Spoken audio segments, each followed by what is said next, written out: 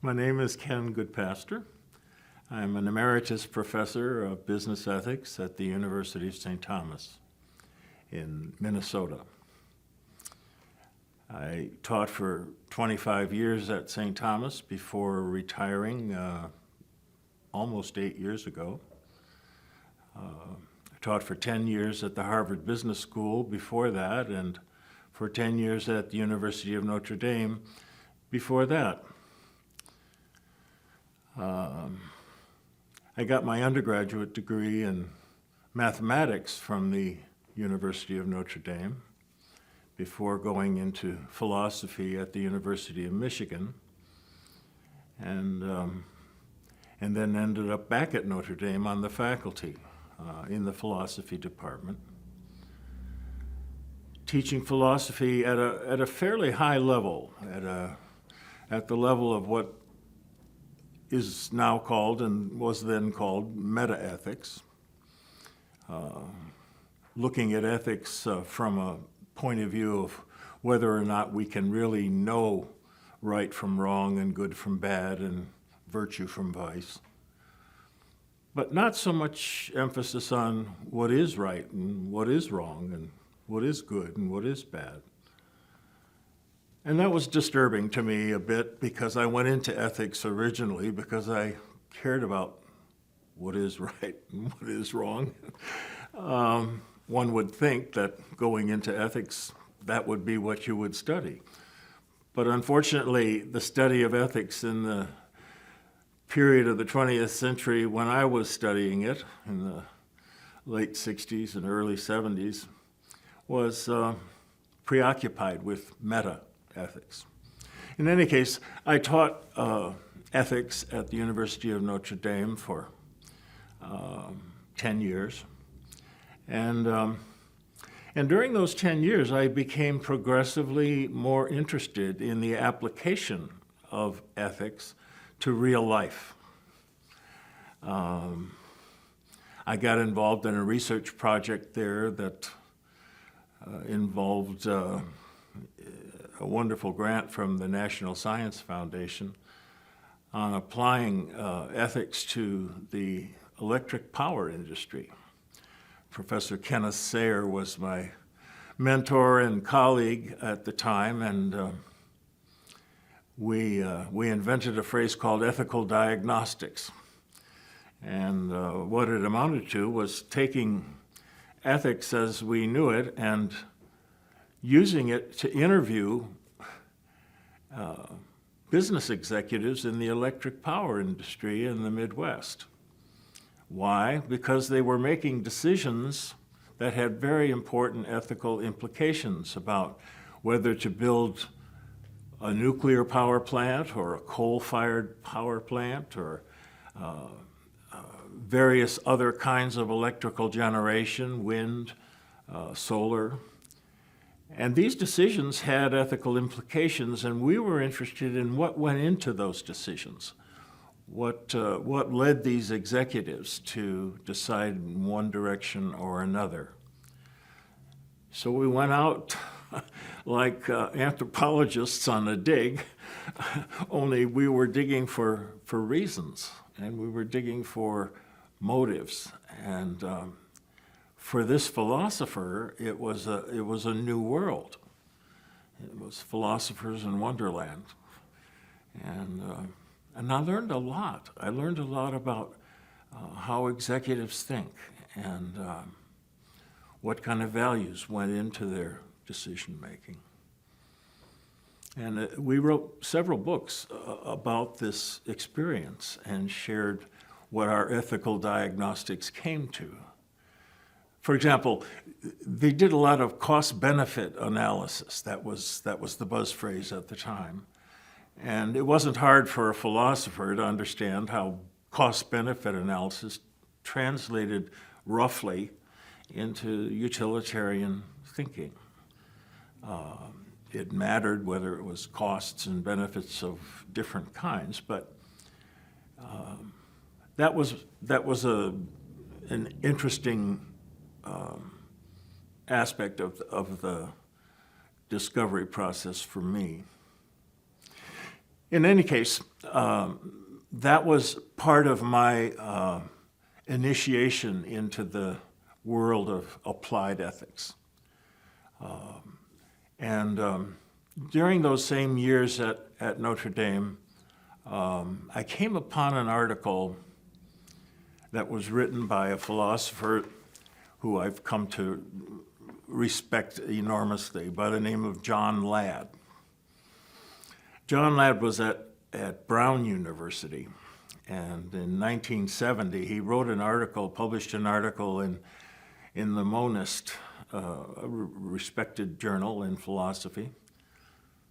And the title of the article was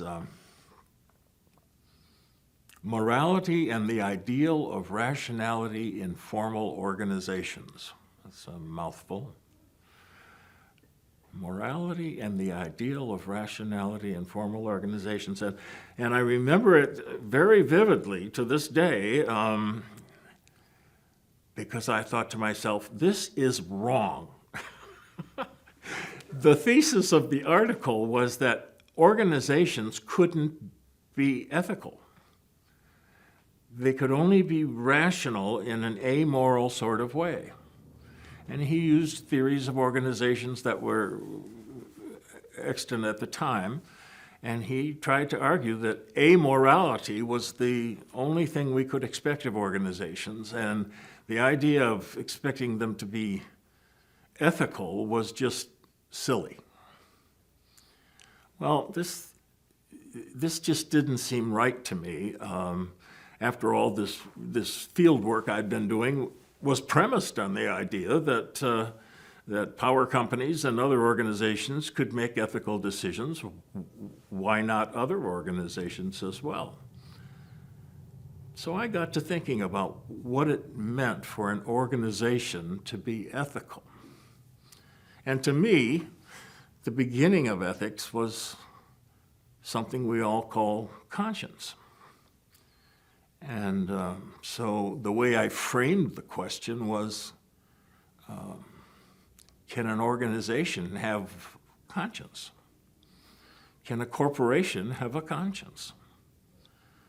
And so I wrote a paper that was designed to be a rejoinder to John Ladd's paper, and I presented it at the first opportunity I had. And that opportunity, as it turned out, was at a conference being held at Bentley College. And it was organized by a man who became a very close friend, Michael Hoffman. And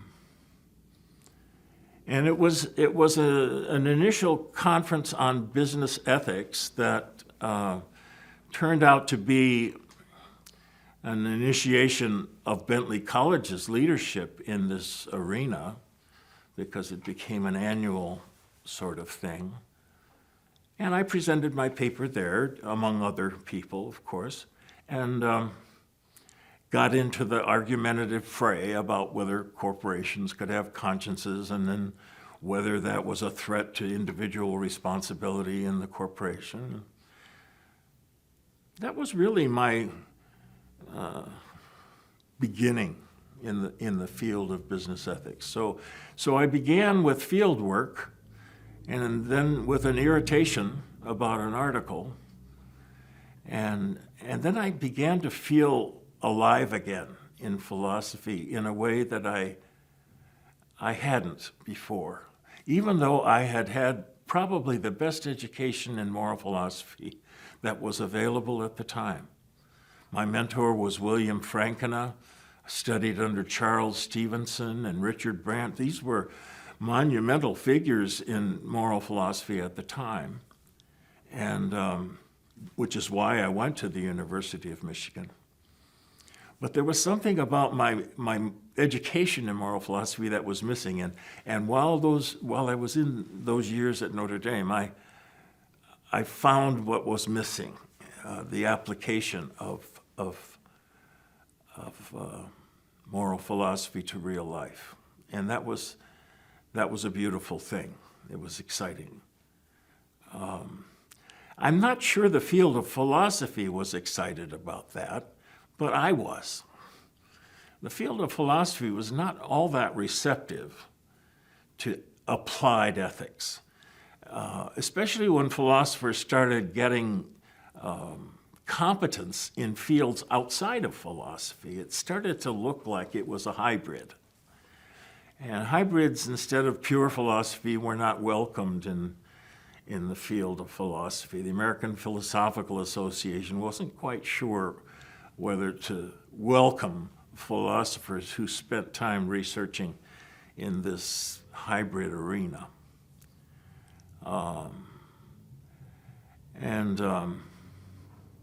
To top it all off, toward the end of the 1970s, I accepted a position at the Harvard Business School, of all places.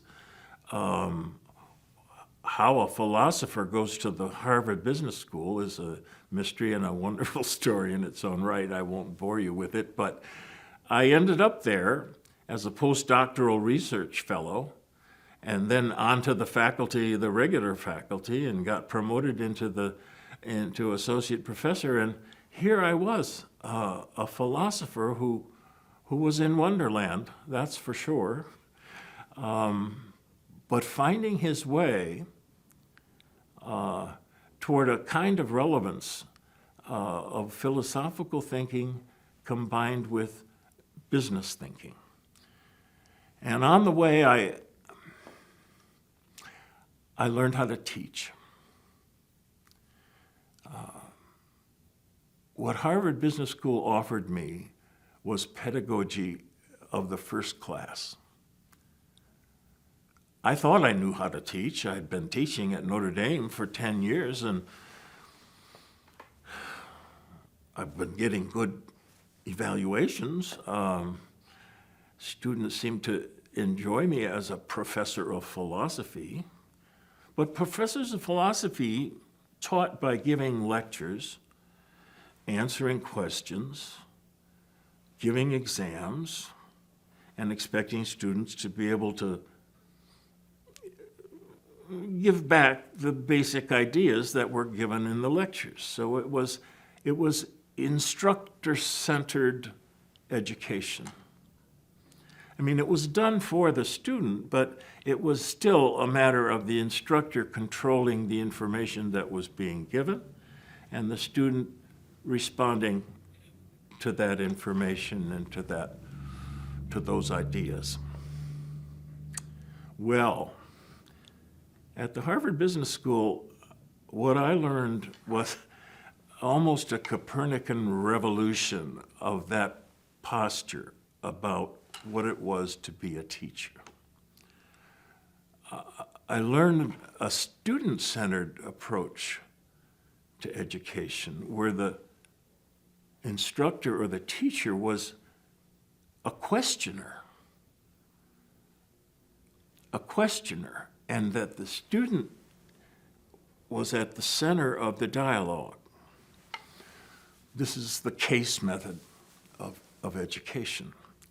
And this took me a couple of years watching exquisite case method teachers who were generous enough to allow me to sit in the back of their classrooms and to observe. And that takes generosity, by the way. I mean, traditional academics don't like it when other academics sit in the back of their classrooms. The professors at the Harvard Business School had no trouble with my sitting in the back of their classrooms, and they welcomed it. And I sat there and soaked it up. I sat there with a lot of humility because I never saw anything like this. It was like a conductor with an orchestra. The instructor was not a musician, but the instructor knew how to bring out the music. It was beautiful, and I learned what a case study could be. I learned how to respect students. I also learned how to discipline students if they didn't read the case and prepare. A case method teacher is not a conductor of a bull session. And a lot of people think that that's all a case discussion is, and it's certainly not. It's a highly disciplined, highly prepared interaction between instructor and student. So I had to learn the case method, and not only that, I had to learn how to write a case, not just to teach a case. And I did. Over the 10 years that I spent at Harvard Business School, I wrote probably 75 cases. And a lot of them were really, really good cases. Not all of them, of course, but the test is always, how do they function in the classroom? Do they come alive? Do they advance students' learning about ethics, about thinking through right and wrong, about thinking through what it is to be virtuous and what it is to be vicious?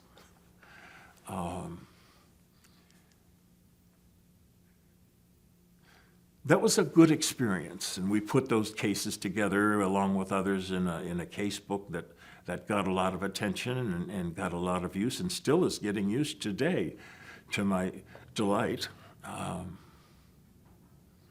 Those were good years at the Harvard Business School, and during those same years, I was active in the Society for Business Ethics, which was founded essentially at the end of the 1970s, the beginning of the 1980s, which was just about the time that I moved from Notre Dame to Harvard Business School. The founders were a kind of a loose-knit but dedicated gang of folks. Patricia Werhane, Tom Donaldson, Richard DeGeorge, Mike Hoffman. I shouldn't be naming names because I'm sure I'm going to leave people out, but who deserve to be mentioned. But it was a wonderful group of folks who shared, Norm Bowie, another person that was involved, who shared devotion to this applied ethics mission. So we founded this network called the Society for Business Ethics, and it grew. It grew, began to have its own meetings every year, sometimes with the Philosophical Association and sometimes independent of that, eventually with the Academy of Management. Toward the end of the 1980s, it decided as a group to have its own journal. And Patricia Werhane was the first editor of that journal. It was called Business Ethics Quarterly. And to this day, I believe it's the premier journal in the field of business ethics. For a lot of years, I was an associate editor of that journal, and what's distinctive about that journal, I believe, is that it focuses on normative ethics, not exclusively, but in general, it's dedicated to the maintenance of a normative perspective on ethical reflection. As opposed to what? Well, as opposed to meta-ethics, as I talked about earlier, but also as opposed to descriptive ethics or social science ethics, which is entirely relevant to business ethics, don't get me wrong, but the questions, here I go again, of right and wrong, good and bad, virtue and vice, as applied to business behavior, business decision-making, the direction of the capitalistic system, the direction of a person trying to live a career within a business organization. So at the level of the person, at the level of the organization, and at the level of the social system itself, those questions are at the heart, in my opinion, of what business ethics is all about. And that journal is dedicated in a deep way to exploring those questions. I don't mean to minimize the value of other journals in the field, and there are a number of them, at least a half a dozen others that are extremely valuable and reputable. But I am a little biased, I suppose, toward that one. And so during the 1990s, that journal grew and continues to grow today. And during the 1990s, I made a shift. I was invited by a small university at the time in the Midwest, in Minneapolis and St. Paul, called the University of St. Thomas, to come and try to make business ethics the flagship of their business program. And it was a difficult decision to move to St. Thomas from Harvard. Some of my Harvard colleagues kept ribbing me and saying, "Saint who?" And that got to me a little bit. But you know, I had a conversation, and this is what helped me make my decision, with a man named Clarence Walton, who was a very influential figure in the field of business ethics at the time. He had been president of Catholic University, and at the time he was at American College in Philadelphia. And I had a 2-hour conversation with Clarence Walton about, should I accept this endowed chair from the University of St. Thomas, or should I stay on at Harvard? I didn't have to leave Harvard. I wasn't being asked to leave Harvard. And the prestige difference was considerable. And I can remember Clarence, God rest his soul, saying to me, "Ken, I'm not going to tell you what to do. I hope you didn't make this phone call for that reason. But let me tell you my story." And he told me his story. And an important piece of his story was his invitation to become part of Catholic University in the face of a promotion he was offered at Columbia, which was a prestige difference too. And he did a soul search, and he decided that he wanted to follow his faith community. And there was something about the way he said that that clicked with me.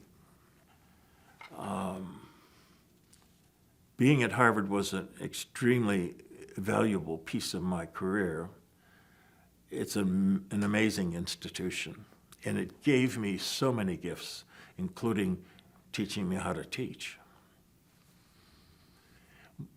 But it wasn't a community in the sense that I wanted a community, and St. Thomas offered me that, a faith-based community.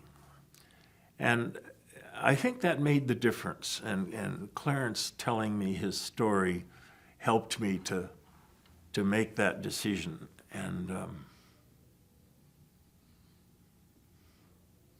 my family was with me on that. I made the decision. At the same time, Norm Bowie made the decision to go to the University of Minnesota, so they called us the Minnesota Twins. And we both moved at the same year, and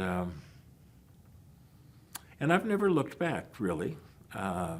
I can look at my years at Harvard with great gratitude. But I'm also looking at my years at St. Thomas with great gratitude, and look back on those 25 years as having built something and helped to build something that we can hope will last. I was in the business school at St. Thomas, not in the philosophy department. This was a difference. And I was asked which home I wanted.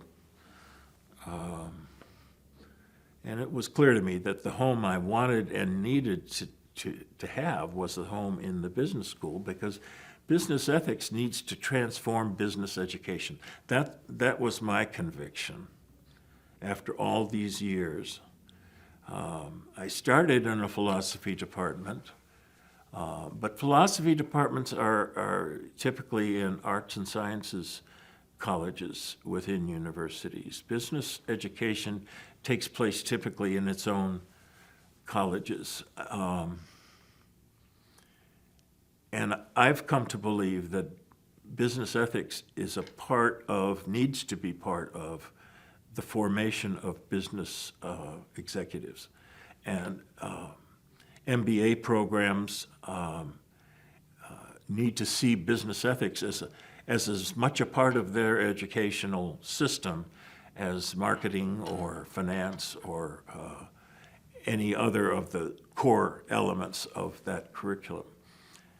And happily, what's happened at St. Thomas is that we actually have a department now of ethics and business law, right alongside of the marketing department and the management department and the finance department. And in order to get an MBA from St. Thomas, you need to pay your dues to each of the departments as you would for any graduate degree. And but anyone coming into St. Thomas sees that as part of the structure of how you get an MBA here at this place. And I wasn't always a big fan of that departmental idea. I was a little worried about it at first, but not anymore. I think it's a wonderful idea. I was worried about compartmentalization.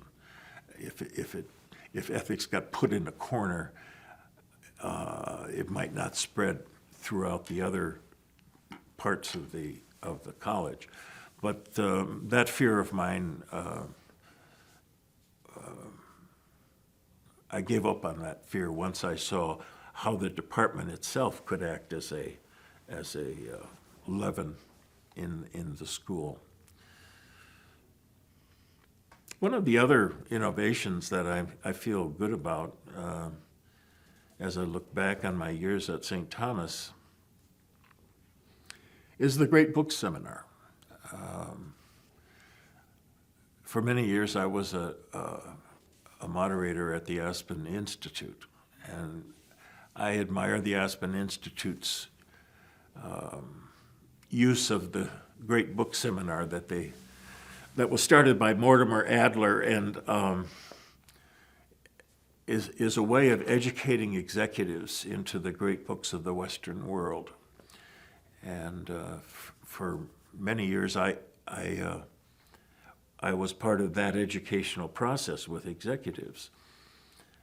And when I got to St. Thomas, one of my dreams was to be able to replicate that experience with graduate students, to take the executive seminar of the Aspen Institute and make it a course in the graduate programs of St. Thomas.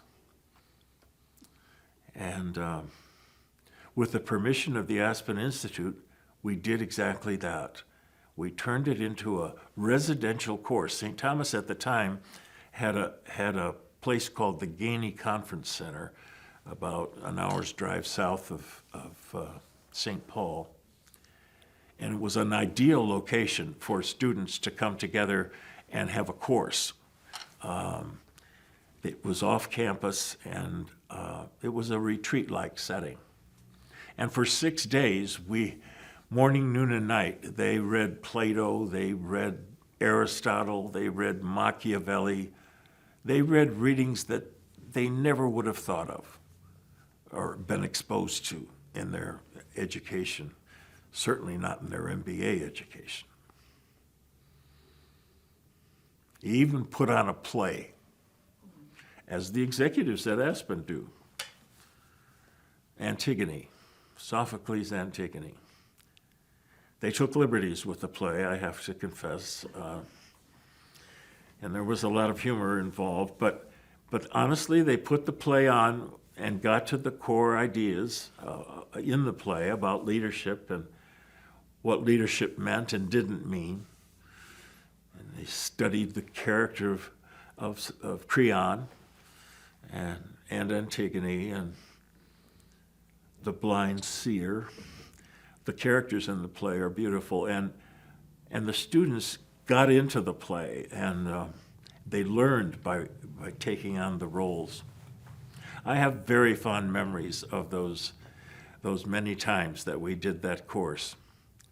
And I have fond memories of their reflections in the evaluations that this was life-changing, that they learned more in that course about what it was to be a leader than in courses in marketing and finance and management.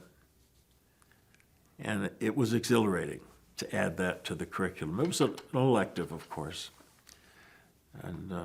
And we opened it up to other graduate students, not just business students. We had students from the law school come. We had students from the graduate engineering, graduate education. So it acted as a kind of a melting pot. And graduate students got to know one another from other disciplines. It was always amusing to watch how the law students and the business students came together, each afraid of the other. The law students were more articulate than the business students, and so the business students were a little afraid of them when it came to argument.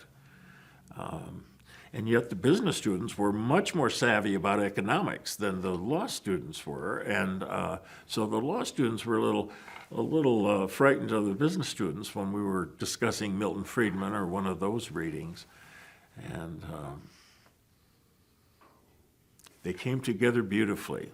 And when we read Martin Luther King's letter from Birmingham jail, you could hear a pin drop. It was magnificent. Well, I'm reminiscing a little bit here about my time at St. Thomas, but we did some wonderful creative things with the curriculum, and I'm delighted about the time that I spent there. I'm still on the faculty, technically, as an emeritus professor. I joke that emeritus is Latin for over the hill, but it's not really. I still have an office at St. Thomas, and I'm still writing, and I'm still occasionally giving not classes, but seminars to executives. And most recently, just completed a book. Yes, tell us about the book.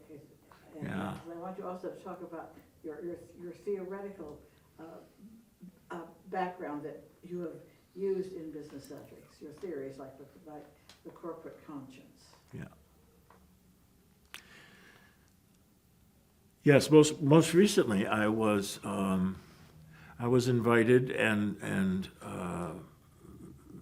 honored, really, to be asked to write a book in a series on eminent voices in business ethics. I didn't know I was eminent, but I was delighted to be asked. And it was an opportunity for me to look back over my career and to see in my research and writing and teaching if there were any patterns that would illuminate the field and allow me to put a bow around my 45 or 50 years of research and teaching and pass it on to the next generation. That's what you do. And so I accepted that wonderful invitation, and I wrote the book twice. The first time I wrote it, it was more or less a hodgepodge. It was, one thing after another, one darn thing after another. And then I looked at it again, and I began to see patterns. I began to see that there was growth going on that I wasn't even aware of when it was going on. Some of the most wonderful things in our lives, the most wonderful learnings in our lives happen, and you only see them in your rearview mirror. And I had to write the book the first time in order to get my rearview mirror going. And then I began to see what was really happening. And it was a kind of discovery, and it was a nice discovery. So when I wrote the book the second time, I was able to say, during my career, there were times of insight. That's the new title. Times of insight about conscience, about corporations, and ultimately about the common good. And so this book starts out, as my career started out, with an insight that comes from Josiah Royce. And I got this passage from Josiah Royce as a gift from my mentor. I never would have come upon it by myself. My mentor was William Frankena at the University of Michigan, a man of great faith and a man of distinguished scholarship, and a dear friend. We were walking across the Michigan campus once, and he said, you should read Josiah Royce. He wrote a book called The Religious Aspect of Philosophy. And in that book, he talks about something called the moral insight. And Ken, you would find that interesting, just knowing you as I do. Well, when Frankena says something like that to you, you go do it. And I went and did it. And lo and behold, this passage on the moral insight just gripped me to the soul. And what Royce says in this passage is that ethics is born, conscience comes to be the moment we discover that there's another person just like me. The discovery of my neighbor, the realization, he uses the word, realization of my neighbor. It's in the book, what I do is I compare it to discovering that there are people in the universe on another planet in another galaxy. There's a lovely novel by Mary Doria Russell called The Sparrow, and in this novel, that's the plot, that a discovery is made, and that a group of people have to travel to encounter these new rational creatures who have musical talents, and it's just exciting. But the point here is we're not alone. I can see the headline in the New York Times if this discovery was made. We're not alone. There's people out there. But Royce's point is the soul of the person discovers that it's not alone, that there are others that are just as important as oneself. And Royce says this is a delicate, fragile insight. It's not something that is permanent the moment you realize it. It's easy for it to slip away and for you to go back into your little cocoon of self-centeredness.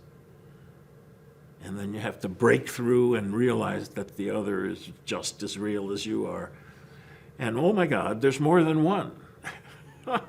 There's a whole lot of others. I'm dramatizing this a little bit, but I want to make the point that this is the birth of conscience. This is where ethics comes from. This is the wellspring of ethics. And unless one understands that this is the birthplace of ethics, all the rest isn't worth it. It's not about rules and laws and all the accoutrement that goes around ethics. It's this wellspring of conscience that the other matters. How does that work in an organization? How does that work in organizations? Well, that's step 2, isn't it? The moment we take ethics seriously in the sense of individual behavior, then Here, hold for a second, sorry. I'm rolling again. so the moral insight is a massive discovery in itself. It's the birth of conscience. But there's a step beyond that was crucial in my case, and that is the application of the moral insight to organizations, to the corporation. Now, this is not new. Most philosophers are quite familiar with Plato's Republic. And in Plato's Republic, the strategy is to understand virtue in the soul of the person by analogy with justice in the Republic. And Plato's strategy in the Republic is to try to understand what a just society would look like, with the idea that if the parts of a just society could be understood, maybe there's a corresponding, maybe the corresponding parts of a just society in the soul of an individual could be understood. And Plato's genius was to appreciate how a certain amount of temperance in the life of a society could lead to temperance in the life of an individual. That's a long, long story, but the point I'm trying to make is that his strategy was to look at the macro to understand the micro. My strategy was the reverse. My strategy was to say, well, can't we look at virtue or conscience in the life of an individual and project it to the organization and learn something about what conscience might look like in an organizational setting? Might there be something we could call the institutional insight, analogous to, not identical to, but analogous to the moral insight? Imagine corporate leadership coming to the conclusion that, yes, I have to compete with all intensity with all my competitors, but in a quiet moment, I have to realize something about my position, about my role in society. That this corporation is not alone. That is to say, this corporation is part of a long history of business organizations serving the common good, serving various purposes. It might be transportation, it might be energy, it could be any aspect of the economy. But a wise leader understands that she or he is part of an institutional history and is playing a role that's got a history to it, not just a competitive role in the near term, but a social role in the long term. And understanding that is an insight that I call the institutional insight, understanding the purpose of business itself. And once that insight happens, then business ethics has a foundation, and it's a deep foundation. It's deeper than just trying to convince a corporation that it should make good products or be kind to its employees. I mean, those are all true things. But to see the dignity of a corporation as part of a history of contributing to the common good is it seems to me to ground business ethics in something deeper, the institutional insight. And that was the second pattern of my research interests in my career, to explore what the institutional insight meant. And I can see myself doing that in the rearview mirror. I can see the kinds of articles I was writing during that period of my career. But then a big question arose. Now we're into the 1980s and 90s. And I needed to face a question that I'd been dodging as an intellectual, as an academic. Oh, we had been talking about stockholders and stakeholders, and you know, the perennial debate about who's more important, or should the interests of stakeholders trump the interests of stockholders. And that debate went on for a decade or two in business ethics, and it was the debate that popped up all the time. The interests of stockholders and the interests of stakeholders, and how many stakeholders were there. And Professor Ed Freeman had his constellation of stakeholders, and Milton Friedman kept arguing that there was stockholders that had to have preeminence. And the question that lay behind that debate kept lurking and bothering me, and that is the interests of. What do we mean by the interests of? The good of. In order for us to take seriously the interests of stockholders and stakeholders, we have to have a theory of the good. We have to have some idea of what's good for people. And that question was being dodged. We didn't address the question of what's good for a human being so that we could foster the good for human beings. What is it for a human being to flourish? What is it for a human being to be happy? And I don't think you can do business ethics unless you're prepared to deliver on that question. And I wasn't prepared. And I don't think a lot of people were prepared. In fact, I think people didn't want to go there because it was going to be controversial. I mean, what could be more controversial than what's the nature of a human being? We're living in times that are highly relativistic. We're living in times where people's views about human nature and about the essence of things are widely debated. In fact, sometimes not even debated. They're just shouted without argument.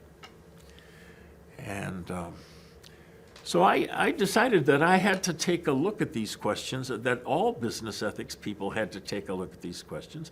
And there's evidence from reason and from faith on these questions.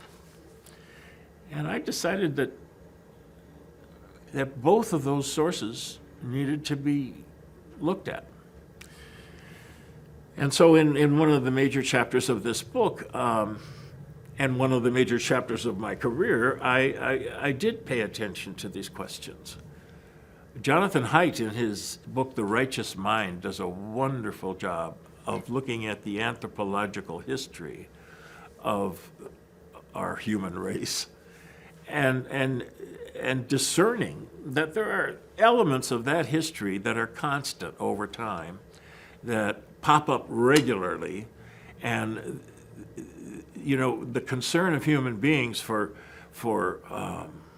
harm and care and fairness and matters of authority and loyalty and spiritual matters are there all along. The emphasis on them is different from time to time,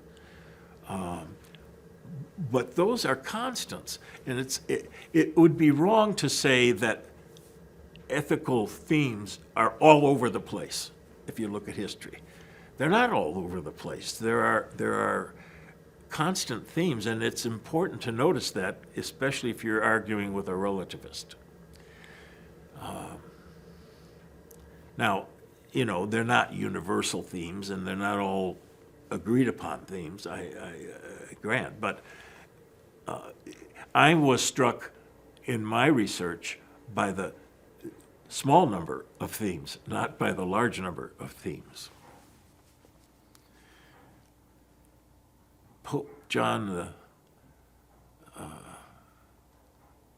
Paul II wrote an important encyclical called Centesimus Annus. And in that encyclical, it's about business. Sort of 2 cheers for capitalism is my summary of it. And in it, he says that economics as we know it doesn't give us a theory of the good. It just gives us a theory of what people want. And what we need is what he calls a comprehensive picture of man. I would call it a comprehensive picture of humankind, just to be a little bit more up to date with language. But what he meant was we need to understand what it is to be a human being and to be a flourishing human being. And of course, it's coming from a pope and now a saint in the Catholic Church. So he clearly has a spiritual view about what it takes to be a flourishing human being. But it's a spiritual view that's consistent with an awful lot of research that's not faith-based. And unless we have a view of what it is to be a happy human, how are we going to be able to say in ethics, we want what's for the greatest good, the common good? The common good can't be understood unless we understand what's good. And I spend a lot of time in this chapter noodling about that issue. I don't solve it, but my plea is that scholars in the field need to take this issue very seriously, and that having faith, religious faith, in this domain is not something one needs to apologize for. And approaching it through reason alone without faith is not something you have to apologize for either. But the dialogue about what's good for a human being is something that I would like to see the future of business ethics and applied ethics generally to further. I really believe that needs to be on the future agenda.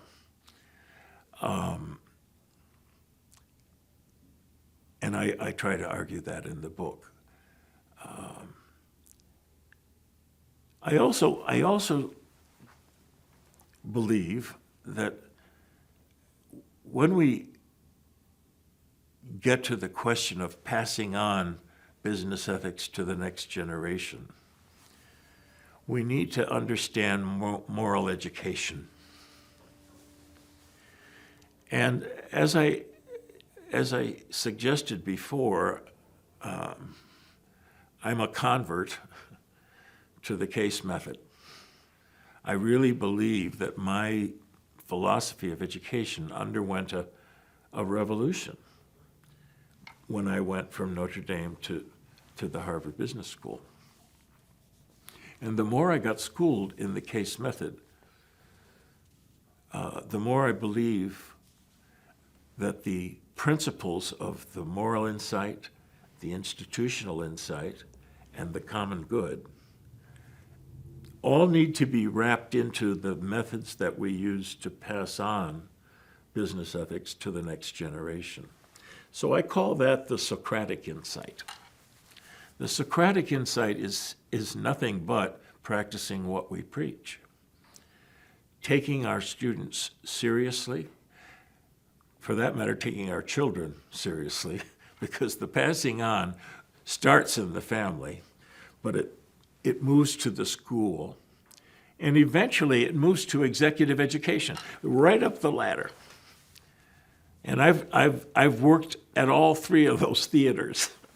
I've worked in the family, and I've worked in undergraduate education, and I've worked in graduate education, and I've done a lot of executive education. And in all of those different forums, the critical virtue for the teacher is to be Socratic. And in my opinion, Socratic means respectful of the person wherever they are in their journey, and with an effort to move them further along in their journey, to help them achieve the moral insight if they haven't yet, achieve the institutional insight if they haven't yet, and to have a wide and rich view of what it is for a human being to flourish. There's some marvelous examples of moral education by Parker Palmer, who's an author I enjoy reading. And he talks about this phenomenon of respecting the student. So the Socratic insight. We start with so there's 4 insights. In other words, the title of the book is Times of Insight. The moral insight, the institutional insight, I call it the anthropological insight, the discovery of the good for a human being, and then the Socratic insight. And then I wax critical, or I start in the last chapter to think about the future of business ethics and the good news and maybe the bad news. As I said, one of the things on the agenda, I hope, is to explore the theory of the good more. Since I've retired, in the years since, a phenomenon has occurred that bothers me. I believe that institutionalizing conscience in a corporation is a very complex task. I've written about it and the components of it in a book in about 2007, Conscience and Corporate Culture. But a corporation with a conscience is a corporation that's very deliberate about what it does and consultative about what it does. But what I've seen in the last 5 or 6 years is corporations becoming partisan. Partisan in a way that's new, it's different. It's not like it used to be. Corporations always used to have political action committees, and they got involved in politics in some low level, but in lobbyists. I mean, I'm not suggesting that there was no political involvement in the past, but not like what we've seen in the last 5 or 6 years, where corporations are essentially joining hands with the Democratic Party or the Republican Party, and trying to get candidates elected, and jumping into the political fisticuffs of our society in a way that in the name of values, but I suspect not in the name of conscience. I think what's happening, I call it a counterfeit of conscience. It's the outsourcing of conscience to a political party. You, as a corporation, to sign on to a political party's platform is to say, well, we may have a conscience, but hey, we're in a war here. We're in a war with another political party, and our side in the war is the red side, or our side is the blue side. There was even an article in the New York Times recently about the future of corporations. Is it red or is it blue? And I thought to myself, what a sad thing for corporations to essentially move out of the private sector into the public sector. And I was reminded of that classic article by Milton Friedman in 1970 in the New York Times Magazine, which anyone in business ethics knows about because it was entitled "The Social Responsibility of Businesses to Increase Its Profits," and most business ethicists just brace up when they hear that title, and they read it, and a lot of time has been spent and ink has been spent trying to refute Milton Friedman in that article. But in that article, frankly, he says something about corporations tending to their own business and literally paying attention to what they're doing because they're not good at doing other stuff. And no one has elected those corporate leaders to be participants in political wars. They should stay out of it. And you know, I may be an old-fashioned guy, and I guess I am. That's why I'm sitting here. But I think he was right. And it bothers me to see corporations jumping into the political fray. For one thing, it bothers me to see corporations with, let's say, 2,000 employees having CEOs who really go out on a limb politically in the name of all of those people. And you know that some percentage of those people are on the other side.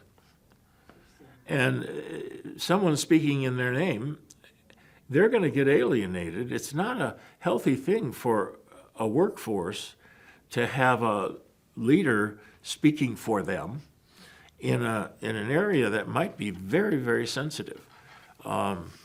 It's not good for the morale of the corporation itself and the workforce. That's just one example. It's probably not good for the customers and other stakeholders as well. What do you think about multinational, how can I frame this? You talked about corporations not getting involved in political activities, but how would you deal with multinational corporations who work in economies which are failed, don't have schools, have bad roads, bad infrastructure, questionable political activities? Maybe you can reframe my question in a better way. My convictions about corporations not getting involved in partisan politics need to be carefully looked at when you change the subject to multinational corporations. Because here it's not a matter of partisan politics often, it's a matter of infrastructure in countries that are failed in many ways, whose economies need support, whose people need support. in order for the business to function. And as long as the outreach of the corporation is in some sense related to the business that the corporation is in, providing the conditions necessary for that business to be carried out, I have no problem with that. That's part of the mission of the corporation. It's when the corporation starts getting caught up in political battles that are, in a sense, none of its business, literally, that we have a problem. And some companies have a good, wise sense for that, and some companies don't. And the ones that don't often find themselves in trouble and undermining their very own mission, which is a sad thing. Coming back, if I may, to the United States and the polarization, if you will, of the society, our family, our American family,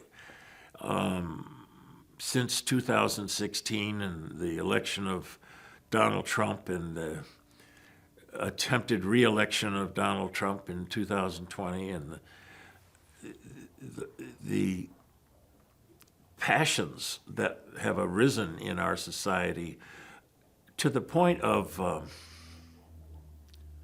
people within the same families not talking to one another, never mind people in the neighborhood or in the church or in social groups. The polarization is extraordinary. And a professor at the University of Minnesota, a man named Bill Donahue, whose specialty is family therapy, saw this terrible state of affairs and decided that he was going to suggest that using the tools that he used in family therapy to heal divisions that were profound, he could write them large. I'm thinking of Plato here, and look at the American family as a large family that needed healing. So he started an organization, a grassroots organization called, at the time, Better Angels. And he used the phrase Better Angels because of Abraham Lincoln's use of that phrase in his inaugural address, appealing to the better angels of our nature to heal the divisions between red and blue. And he wanted to use techniques that were based in family therapy to get people to listen to one another, to find common ground with one another, and to get over the terrible caricature that was being made, reds of blues and blues of reds.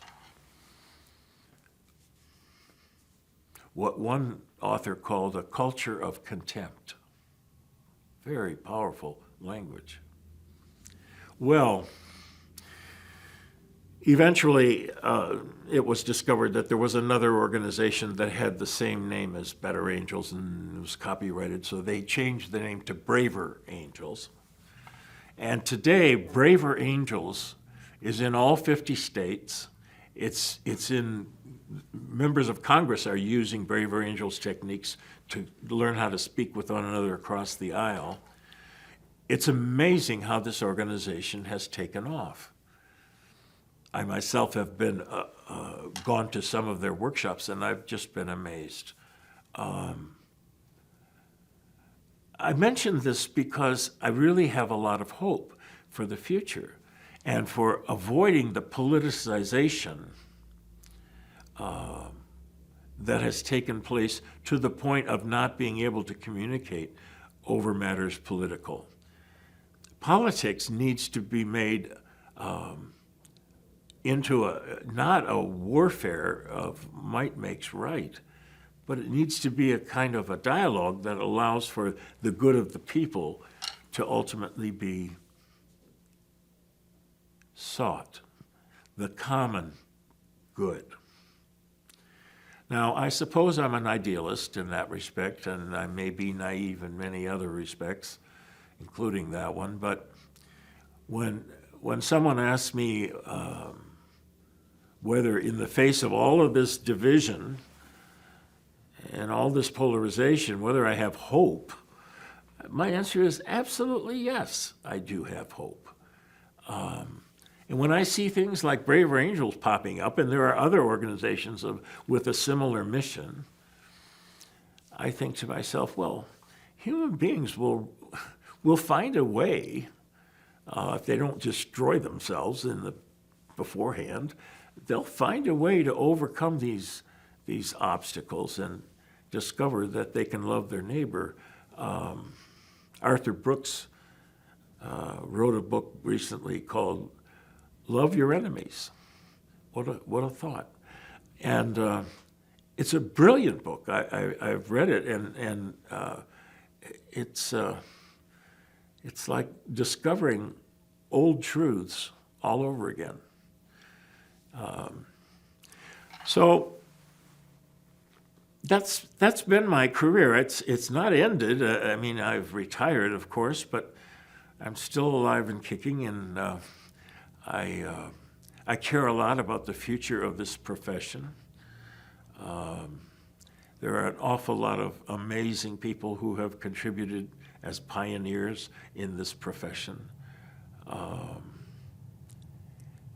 And we need to pass on the gifts that we have and the mistakes that we've made to the next generation, and let them stand on our shoulders and move it forward. And that's what my book is trying to do, and the books of other pioneers. And yeah, that's my story, and I'm sticking to it. Thank you. Thank you very much. That was terrific.